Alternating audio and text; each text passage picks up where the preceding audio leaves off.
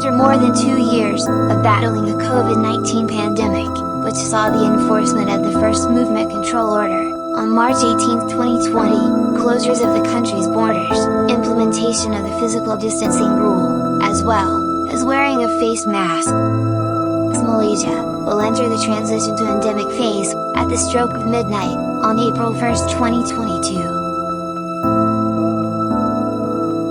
Remember, the wearing of face masks in public places is still mandatory. Congregational prayer activities in mosques, suraus, and other houses of worship can also be performed without physical distancing. Keep safe, stay safe. Together, we make Malaysia a better place. Thank you, Malaysia.